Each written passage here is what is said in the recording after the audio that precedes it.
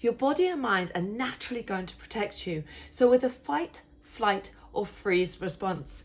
That's when you're faced with a challenge, maybe big changes in life, maybe there's something going on around you, and you can find yourself facing this overwhelmed feelings of emotions and for seemingly no reason. Well, basically, both your body and your mind are designed to give you that level of protection, to keep you safe. But ultimately, we know, and I'm sure if you don't know this already, that where you are right now is what you know, which to your body and mind is safe. It's predictable. It's not got anything unusual with it or anything unusual that cannot be handled. But when we have big goals, big dreams, and we want these golden things in our life, then we have to go through this level of discomfort. So how do we face this?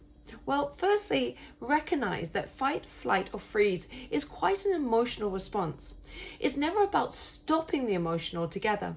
It's basically making it as small or as manageable as possible. So basically, we make it into less of a fear. We make it seem only a little uncomfortable, not seriously uncomfortable. So there are 3 things I'm going to give you to help you do that. Firstly, we're going to recognize our triggers. Now, a trigger is something that causes that response. So whatever causes that heightened sense of emotion. Now, you may sit there and go, oh, everything right now, but there'll be certain things that actually push it that little bit further.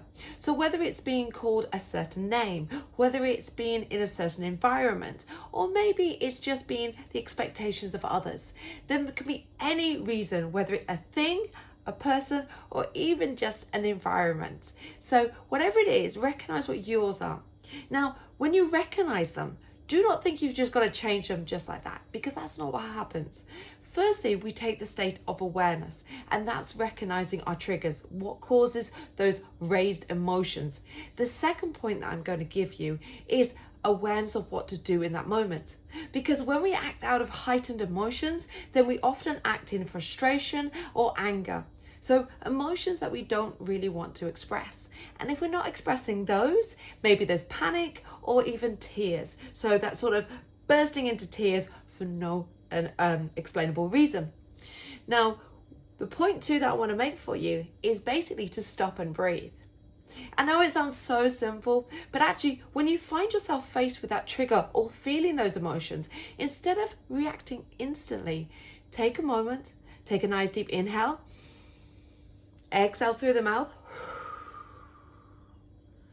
Then if you feel good enough, continue then. If you need to take a couple more breaths, do so, but that will actually help calm your emotions. And deep breathing can actually activate your parasympathetic nerve, if I can speak, and that is going to cause a natural calming reaction in the body. So it's totally good for you.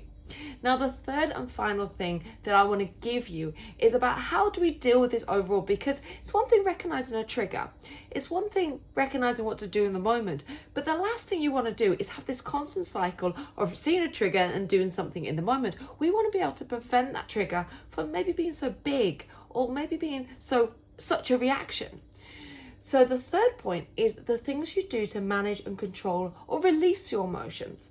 So whether that's, say, going to a fitness class, a bit of boxing, maybe something that lets you physically express that sort of tensions, or maybe it's something more mindful, so a meditation practice, journaling, expressing gratitude, something that allows you to focus on sort of the positive emotions, to release anything that's left in the body, but also bringing yourself inwards into the things that are really good in your life, because often our fears are based upon the external and the external world. But I will share more about that in another video. So hopefully those 3 tips have been useful. If you're feeling yourself faced in the fight, flight, or freeze response, next time pick out what your triggers are, sense the emotion, take a breath, and of course get involved with the daily practice that is going to help you soothe those emotions so the triggers never need to be that big a trigger. If you found this video useful, you know what to do. Hit that like, drop your comments below. I'd love to hear from you, and of course share this journey with you. Otherwise, I look forward to seeing you in the next video.